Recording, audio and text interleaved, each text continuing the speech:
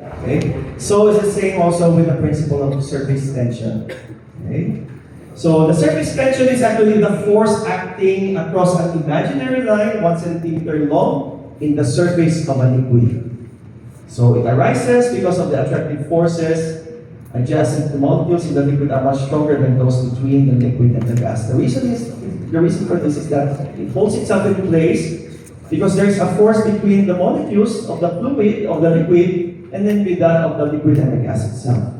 So ang nangyayari, they form this parang like a dome-shaped picture. So the liquid area becomes as small as possible. Take for example that one. Why is it that when you blow a bubble, what makes it, if you're blowing yung soaps and bubbles, what makes it easier to grow bigger na hindi siya pumuputok? Diba? Parang mas magula siya kapag you use soaps, diba? Soap suds, meron diba sinasabing mas magula, the tendency is, but if it is less viscous, mas madali siyang pumutok. Okay? This is actually because of what law is this that is involved with surface tension? The law of mass. Okay, your pressure P is equals to 2 times the surface tension over that of the radius. So whenever one surface is involved in a liquid line, spherical alveolus, the numerator is 2 rather than that of 4. And the surfaces, for example, in a bubble, they tend to reduce the area of the surface and generate a pressure. And that pressure within the bubble, because the smaller bubble generates a larger pressure, it blows up into a larger bubble. So, ang nangyayari every time that whenever it starts to collapse, it goes back to its usual original state, there is a fluid here because naka-line siya. I mean, it is exposed to air, and nangyayari dyan, it retains its shape as well. Okay. Mas importante ka lang yun na is because of that test law.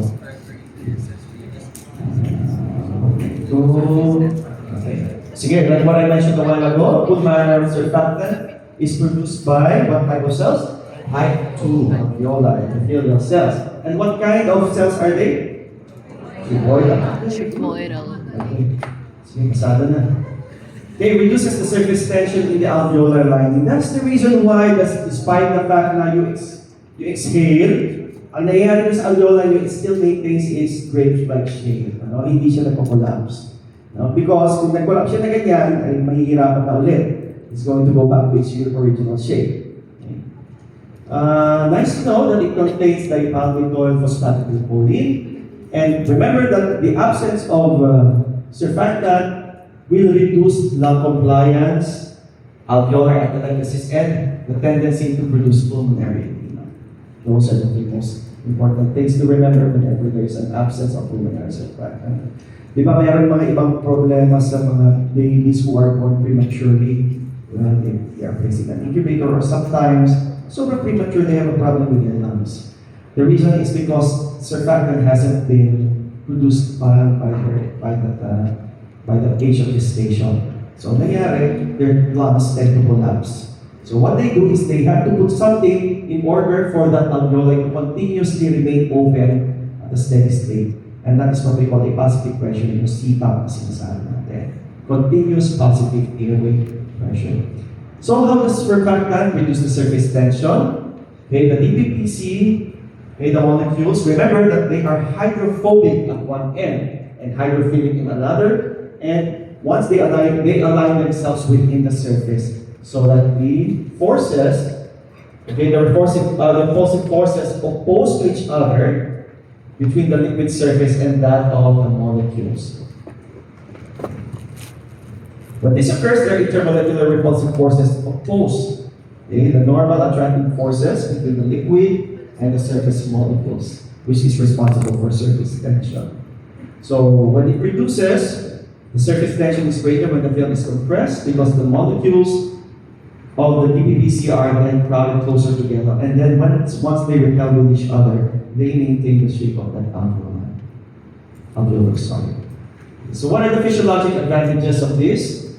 Remember that there is a low surface tension in the alveoli increases. Pag mababang surface tension, the alveoli increases the compliance of the lung and reduces the work of expanding with each breath. Kasi kung nagpo-collapse yan, grabe na naman ang kailangan mong effort of air just to expand that alveoli. But however in this, konti lang. No? So you don't need to really breathe and breathe. Kasi pag nabas, all you need to do is inhale again para pumasok ulit. And it will supply the necessary amount of volume of air going towards the alveoli. It also promotes stability and helps keep the alveoli dry.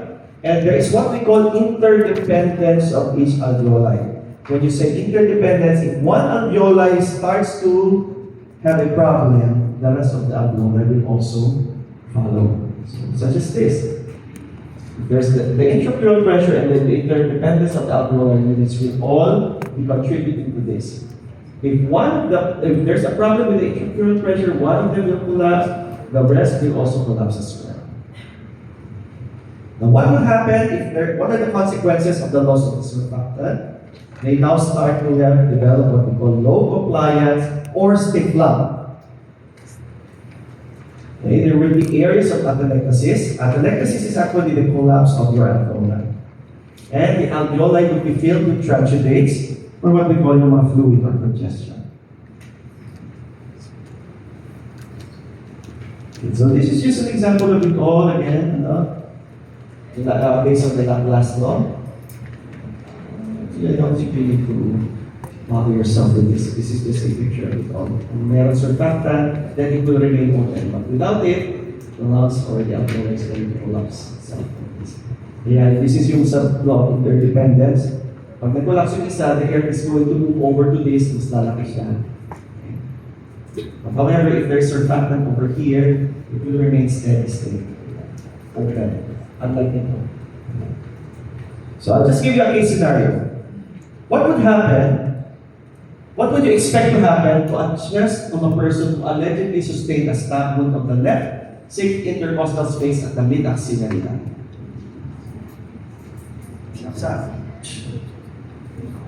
What would happen to the lungs?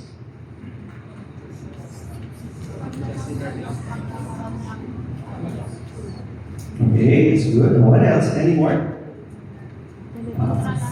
Contralateral.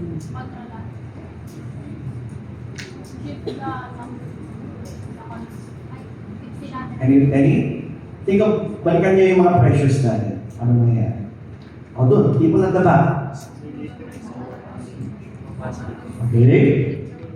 Unahin natin yung what will happen to the intrapleural pressure? Kasi yun ang unang natabaan. Magpa-positive. Okay. Okay, what will happen now to the lungs? Collapse. Okay? Or in other words, for example, hindi nga na-collapse, ang mangyayari, because there is a pressure build-up. Remember, we mentioned a while ago that the intrapleural pressure is always negative. Now you introduce atmospheric air, which is, once it's negative pressure is a stopping reflex, a stopping pressure. So nangyayari, sinak niya lahat yung air from outside. See? Okay, so either it becomes positive or if it is connected pa rin with the outward environment, it becomes the same as that of the outward environment. Okay, I'd like to show you an X-ray over here. Can you tell me what you see? Wow! Can you point it out? Sige nga, tingin over here. Ayun no, lumiit. Point it out. Lumiit yung bandang left. Sa left. Yeah. Okay. Yes. Hindi obvious na. Hindi pa obvious na. Hindi obvious yung shifting. So, remember that this is an example of the pneumothorax. It's over here. Okay? So there's a collapse of the lung, which we call a pneumothorax because of the negative pressure na positive positive pumasok na. But probably because basta nagkaroon ng positive pressure that made the lungs collapse over here. So this is it. Just a picture of it para mas clear sa inyo. So yeah, nakita nyo na yan ha. So pag may nakita kayong mga ganyan, sometimes it will even be smaller. If you check X-rays na dapat nakikita ninyo yung mga lung markings. This one, wala. Halos wala. It's all black. As compared to this one, di ba makikita nyo may mga people? This one, wala. This is an example of thorax. Okay?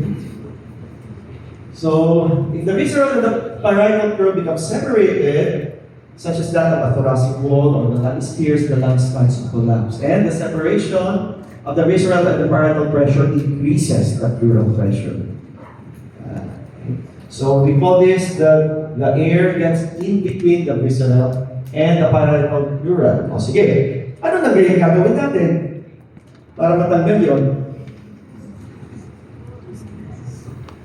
It's a positive pressure, so what are we going to do? We need to make it negative. Kasi pa sa inyo nanonood mga medical dramas like ano? Puncture, correct. Tusogin nyo. Okay? Pagkatapos ng ganun na. Remember, pag tinusok mo, paano yan?